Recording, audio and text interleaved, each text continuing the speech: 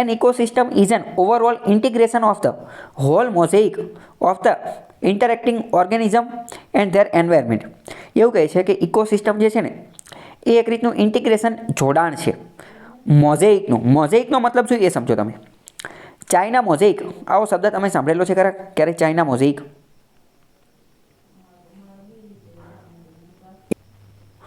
તો હવે આ જે બધા ફોટા છે ને આ ફોટા એક રીતે મોઝેઇક છે. જેમ કે ચલો આ એક ફોટો તમે જોઈ શકો છો કે વૃક્ષ છે, એની ડાળી છે ને એવું બધું છે. તો પહેલાં તો તમે કહી શકો ખરા કે આ શેમાંથી બનેલું છે? આ પથ્થરમાંથી અથવા ટાઇલ્સમાંથી બનેલું છે, પથ્થર અથવા ટાઇલ્સ. પણ શું આ બધા એક જ પ્રકારના પથ્થર છે? આ આખું એક ચિત્ર છે કે અલગ અલગ ટુકડાને ભેગા કરીને બનાવેલું છે? આખું એક જ ચિત્ર છે કે અલગ અલગ ટુકડાને ભેગું કરીને બનાવેલું છે? કઈ રીતે બનાવેલું છે? બરાબર. આ આખી અલગ અલગ ટાઇલ્સ વાપરી અને બનાવેલું છે, અલગ અલગ ટુકડાઓને ભેગા કરી અને બનાવેલું છે. એક રીતે એવું કહી શકાય કે વેસ્ટમાંથી બેસ્ટ બનાવેલું છે. વેસ્ટ અલગ અલગ ટુકડા હોય ને એ બધાને જોઈન્ટ કરી અને આખી વસ્તુ બનાવેલી છે. અલગ અલગ ટુકડાઓ હોય એને જોઈન્ટ કરી અને આખી વસ્તુ બનાવેલી છે. તો આવી ઘટના જે છે આને મોઝેઇક કહેવાય. આને શું કહેવાય? મોઝેઇક. ઘણી બધી વાર ધાબા ઉપર, ટેરેસ ઉપર આવી બધી વસ્તુ લગાવતા હોય કે ટાઇલ્સના અલગ અલગ ટુકડા જે છે ને એ પડ્યા હોય ને તો એને ધાબા ઉપર નાખી દે, જેના કારણે તડકો ને એ બધું ઓછું લાગે. આને મોઝેઇક કહેવાય. આ કોઈ નવી ઘટના નથી, બહુ જૂની ઘટના છે.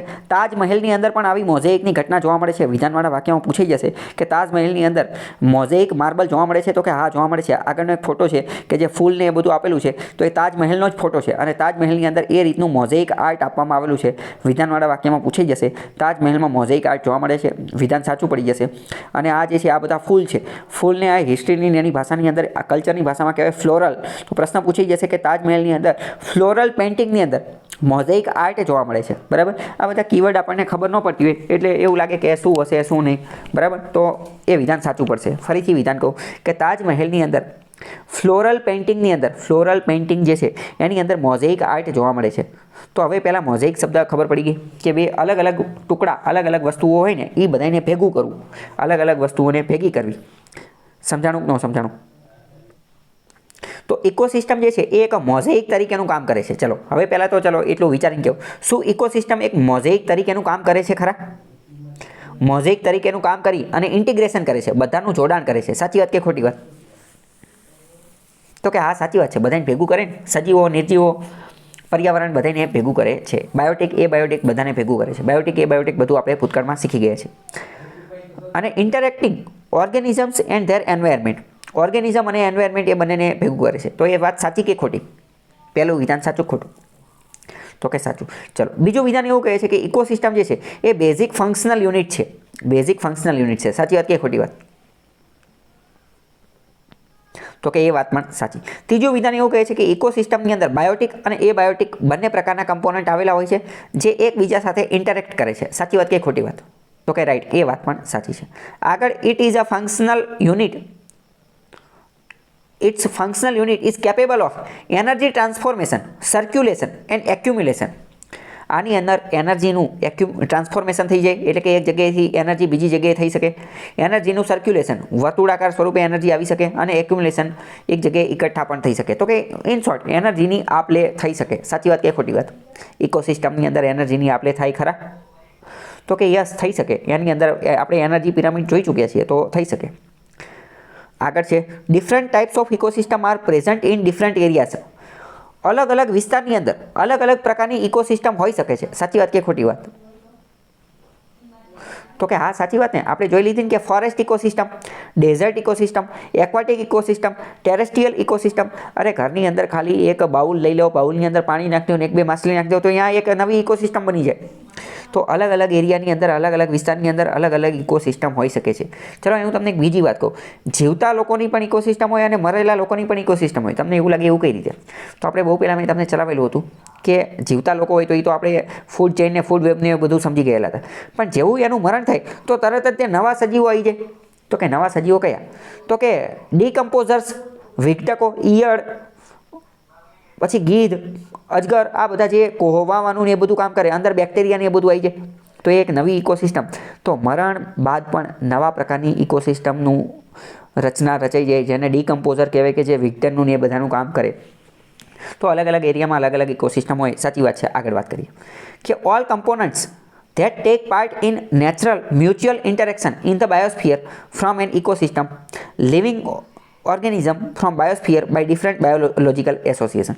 એટલે એવું કહે છે કે બાયોસ્ફિયર જે છે ને, બાયોસ્ફિયર એટલે કે જીવાવરણ, એના અલગ અલગ કમ્પોનન્ટ, દરેક કમ્પોનન્ટ જે છે ને એ મ્યુચ્યુઅલ ઇન્ટરેક્શન કરે છે, એકબીજા સાથે જે છે એ સહસંબંધ ધરાવતા હોય છે અને એકબીજા સાથે જે છે એ સંબંધ ધરાવતા હોય છે ઇકોસિસ્ટમની અંદર. સાચી વાત કે ખોટી વાત? તો કે હા, એ વાત પણ સાચી છે. અને લિવિંગ બરાબર, આગળ જોઈએ કે all the organism and a biotic component of the environment from the ecosystem of the place. Thus ecology deals with the organism and environment. Okay, તો એ વિધાન પણ સાચું છે. ઇકોલોજી જે છે, ઇકોલોજી એ એન્વાયરમેન્ટ અને ઓર્ગેનિઝમની વચ્ચે ડીલ કરે છે. સાચી વાત કે ખોટી વાત? તો કે સાચી વાત, આપણે ઓલરેડી જોઈ લીધું. બરાબર, ચલો હવે આપણે જોઈએ કે ઇકોસિસ્ટમ જે છે એના કમ્પોનન્ટ, એના ઘટકો કયા કયા છે. તો નીચે બધા ઘટકો આપેલા છે. મોસ્ટ ઇમ્પોર્ટન્ટ, ઇકોસિસ્ટમના પહેલાં તો બે ઘટકો હોય, એક તો જૈવિક ઘટકો અને એક તો અજૈવિક ઘટકો.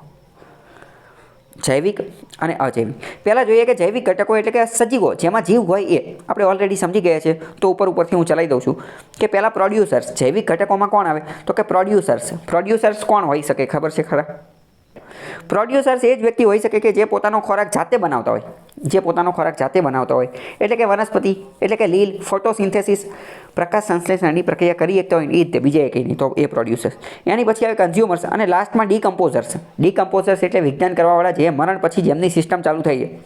આ બધા બાયોટિકની અંદર આવે.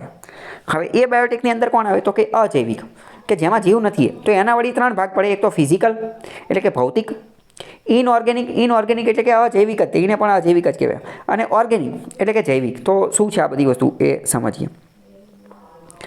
તો કે સનલાઇટ, સૂર્યપ્રકાશ, ટેમ્પરેચર, તાપમાન, હ્યુમિડિટી, ભેજ, વાતાવરણનું દબાણ, ટોપોગ્રાફી એટલે કે ત્યાંની જે ભૂમિની રચના હોય એની હાઇટ, એનો ઢાળ, ઊંચાઈ, એર એટલે કે હવા, વોટર પાણી, સોઇલ એટલે કે જમીન, ભૂમિ, વાતાવરણના ગેસ, નાઇટ્રોજન ને એ બધા મિનરલ્સ એટલે કે ખનિજ, રોક્સ, ખડક, carbohydrate, protein, fat, humus, urea, આ બધા ઘટકો જે છે એ બાયોટિક હશે. ખ્યાલ આવ્યો કે ન આવ્યો? આટલું ખબર પડે કે ન પડે? બરાબર. હ્યુમસ એટલે શું એ પ્રશ્ન થતો હોય. બરાબર, તો જો હ્યુમસ નીચે આપેલું છે.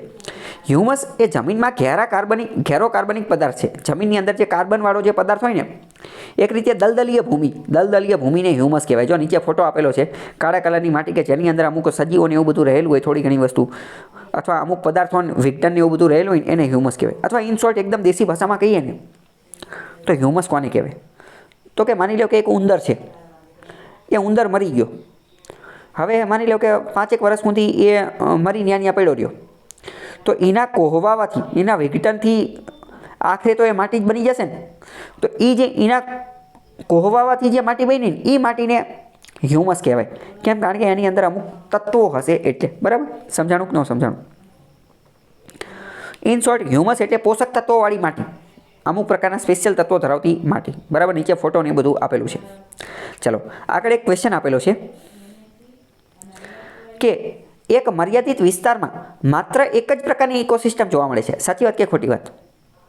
તો કે વિધાન ખોટું છે. શા માટે ખોટું છે વિચારીને કહી શકો? યસ, કારણ કે એક વિસ્તારની અંદર ઘણી બધી ઇકોસિસ્ટમ હોઈ શકે છે. ફોર એક્ઝામ્પલ સમજો કે એક પહાડ છે અને પહાડની બાજુમાં નદી ને એવું બધું છે, તો નદીની અલગ ઇકોસિસ્ટમ હોય, વિસ્તાર તો એક જ છે ને. બરાબર. અથવા તો આપણે ઇન શોર્ટ બધી વાત કરીએ, આપણે એ પણ જોઈ લીધું કે સમજો કે ફોરેસ્ટ, જંગલ છે, તો જંગલની ઇકોસિસ્ટમ. પણ એ જંગલની અંદર જેટલા પણ વૃક્ષ છે, તો વૃક્ષની ખુદની પણ એક ઇકોસિસ્ટમ હશે. તો એક મર્યાદિત વિસ્તારમાં એક કરતાં વધુ ઇકોસિસ્ટમ હોઈ શકે છે. એને કંઈ લેવા દેવા નથી. બરાબર, આટલામાં ડાઉટ હોય તો પૂછો.